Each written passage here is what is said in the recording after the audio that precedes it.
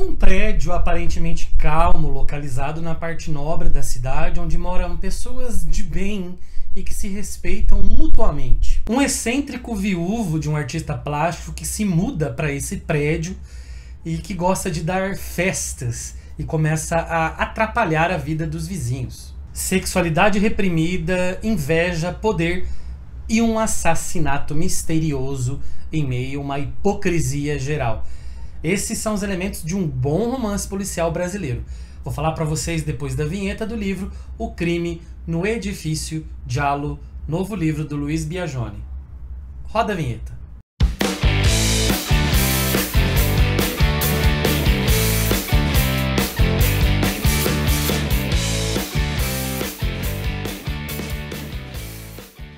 E aí pessoal, tudo bem? Sejam muito bem-vindos e bem-vindas a mais um vídeo aqui da Acrópole. Eu sou o Luigi e no vídeo de hoje eu vou falar de um romance que é ao mesmo tempo uma homenagem ao cinema italiano, à literatura policial em geral, recheado de elementos bem brasileiros. Fica até o final do vídeo para acompanhar a resenha completa. E já aproveito para pedir para que você se inscreva no canal e ative as notificações para não perder nenhum conteúdo que a gente posta aqui todas as segundas e sextas. O Luiz Biagioni nasceu e vive na cidade de Americana, no interior paulista, e publicou inúmeros livros. Eu acho que dos escritores brasileiros contemporâneos, assim, que eu tenho resenhado, o Biagioni está entre os 3 ou 4 que eu mais resenhei. Eu já li alguns livros dele, resenhei no blog e também aqui no canal. Por exemplo, o livro Elvis e Madonna, que chegou a virar filme e fez bastante sucesso. Também o livro Quatro Velhos, que contam histórias muito bonitas e interessantes sobre a velhice. Também li e resenhei os livros Algum Amor e Virginia Berlin, Uma Experiência. E além disso, ele também escreveu os livros A Viagem de James Amaro e A Comédia Mundana. O Crime no Edifício Giallo saiu em 2022 pela Rua do Sabão e eu peguei o livro autografado com o próprio autor lá na Flip de 2022. E o que eu mais gosto do Biagioni é o seguinte: ele consegue passear por gêneros da narrativa, assim, por temáticas, por estilos, e ele se sente muito confortável e à vontade nesses inúmeros e variados tipos de escrita. Então é um escritor para você ficar atento e correr para conhecer, para descobrir a obra dele. Carlo se muda para o Edifício Giallo. Carlo, que é viúvo e agora tem um namorado que mal atingiu a maioridade. O Carlo, ele não gosta de dar satisfação para ninguém, ele é um cara que gosta de receber pessoas, de curtir a vida, fazer festas, e essas festas começam a incomodar as pessoas desse edifício nobre e onde moram pessoas bastante conservadoras. Dizem as más línguas que há muita bebida e sexo nessas festas. E o Carlo, ele até começa a se incomodar um pouco, porque as reclamações são muito grandes, são frequentes. Ele começa a receber multas e até considera o fato de mudar-se do edifício. O John é outro personagem que compõe esse núcleo principal de personagens do Crime no Edifício Giallo. Ele mora no mesmo andar do Carlo, mas eles têm, são 2 apartamentos por andar, mas os apartamentos ímpares você sobe por um elevador e os pares por outros, então eles nunca se encontram no elevador, porque tem um acesso individual para cada um desses prédios. Mas como ele mora do lado, então ele é um dos mais incomodados com o barulho das festas que vão madrugada dentro no apartamento vizinho. Até aquele momento, o John é um personagem de bastante sucesso assim, na carreira profissional. Ele é um advogado de bastante fama, ele é sócio de um escritório de advocacia com o seu sogro, Edmundo. Ele mora, então, o John, com a sua segunda esposa, porque a primeira havia falecido, a sua segunda esposa, a Carol, e com a filha do primeiro casamento, que é a Gina. Mas a monotonia faz com que John tenha um caso com Débora, secretária do seu próprio escritório.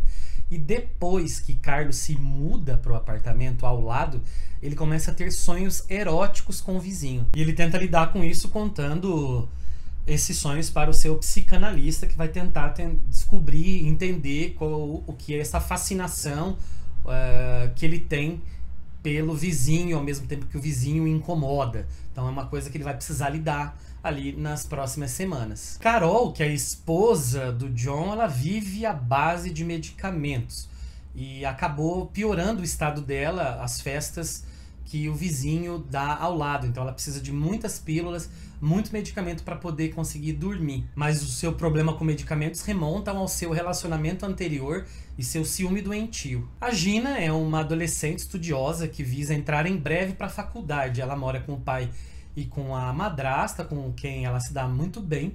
E ela está numa fase, evidentemente, de descoberta sexual. As festas do apartamento do lado, ao invés de incomodá-la, na verdade, despertam nela muita curiosidade. Ela acaba desenvolvendo uma relação com o Jim, que é namorado do Carlo. Edmundo é o sócio do John no escritório de advocacia e, consequentemente, pai da Carol, esposa dele. O Edmundo é uma pessoa já de mais idade e ele é bastante conservador, gosta de uma vida tranquila e sossego. Outros personagens moram ali, como um escritor, um pastor e outras pessoas que vão colaborar, então, montar todo esse panorama de moradores do edifício Giallo. A Nanette é uma personagem interessante porque ela é uma das personagens que aparece na trama, mas não moram necessariamente no edifício Giallo.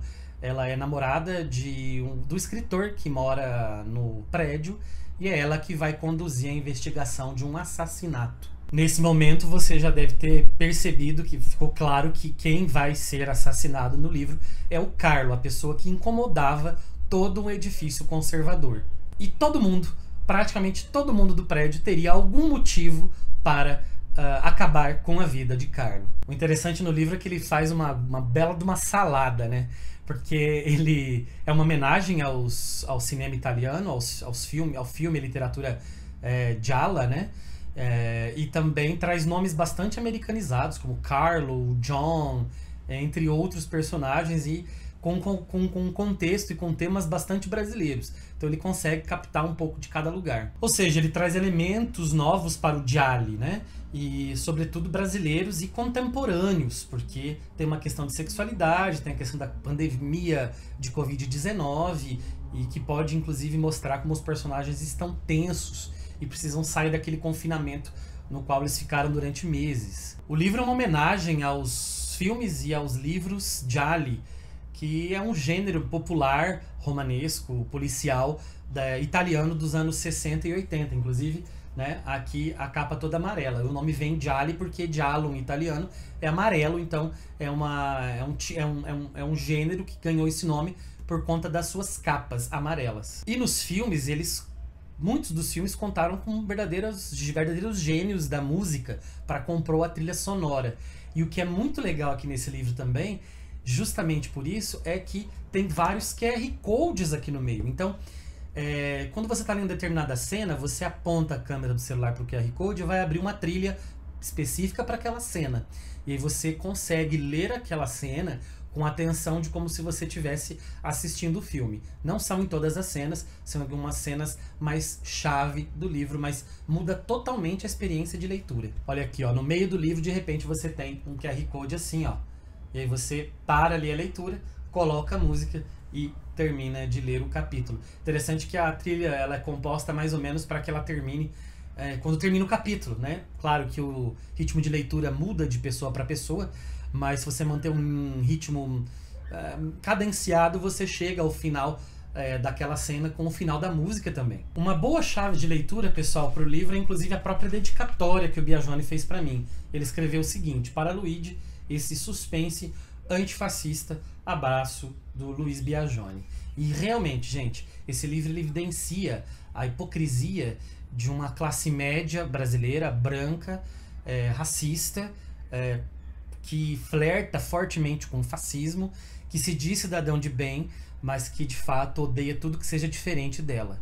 Outra coisa interessante aqui do livro, bastante atual, gente, é a questão da sexualidade. Os personagens mais jovens, eles têm uma identidade sexual mais fluida, o que é muito visível nas gerações mais jovens hoje na nossa sociedade.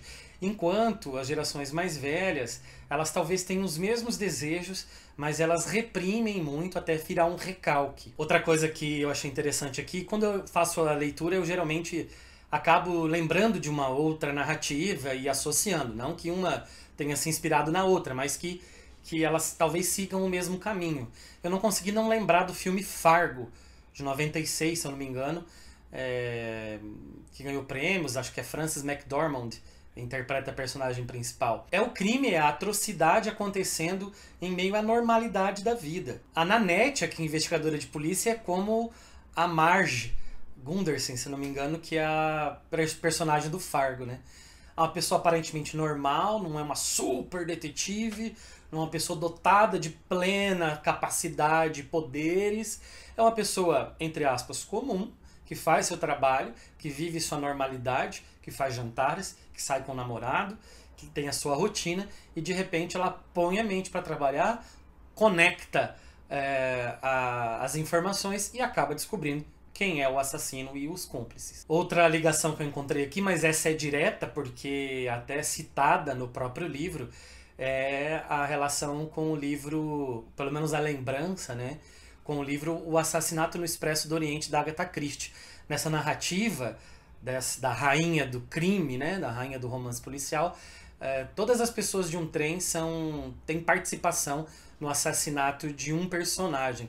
Aqui, inclusive, ele é citado pela investigadora, por um ajudante dela, e realmente me parece que assim, todo mundo do prédio parece ter conspirado, sabe? Em certo momento a gente tem essa impressão, que todos tenham conspirado para o assassinato do Carlo. Para fazer essa resenha, gente, eu reli o livro, porque eu tinha lido ele no ano passado, logo que eu voltei da Flip, que eu peguei o livro com o Biagione.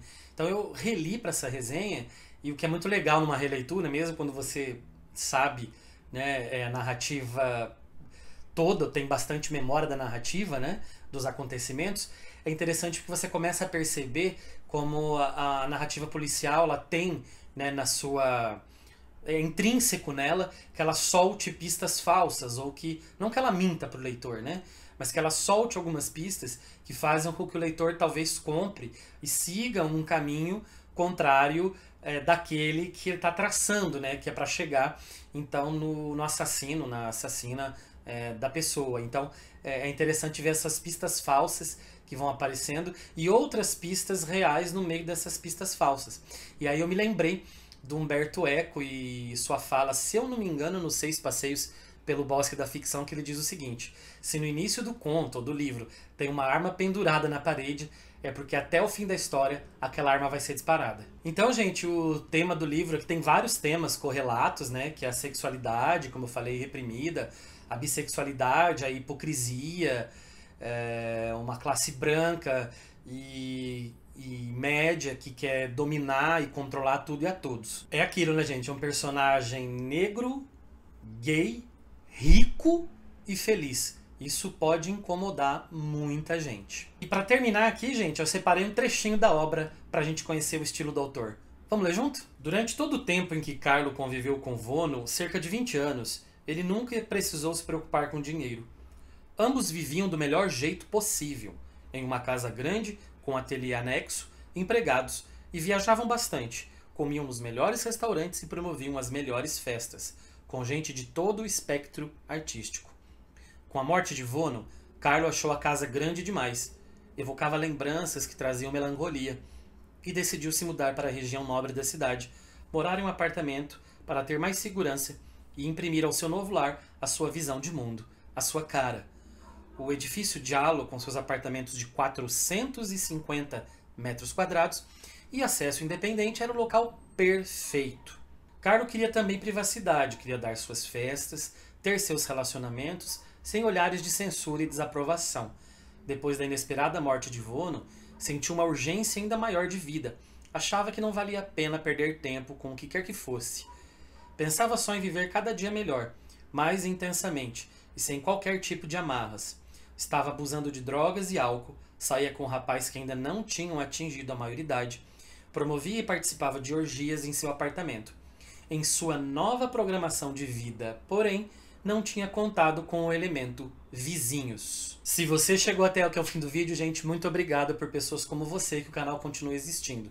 Qualquer interação com o vídeo, assistir o vídeo até o final, um like, um comentário. Isso ajuda muito a plataforma a recomendar o canal. E também você mandar e disparar para os seus amigos que gostam de literatura aí nas redes sociais. Compartilhe com todo mundo para ajudar a Acrópole. Se você quiser participar do nosso clube de leitura, que se reúne online uma vez por mês, clica aqui no link que está na descrição do vídeo e você vai ser redirecionada para o nosso grupo de WhatsApp. Quer ajudar ainda mais a Acrópole? Você pode acessar a nossa lista de desejos aqui. Nossa lista de desejos está na Amazon e lá há vários livros. Você pode comprar, adquirir um livro, mandar pra gente e a gente faz a resenha e dedica o vídeo para você. E aí, pessoal, gostaram da resenha? Já leram O Crime no Edifício Diallo?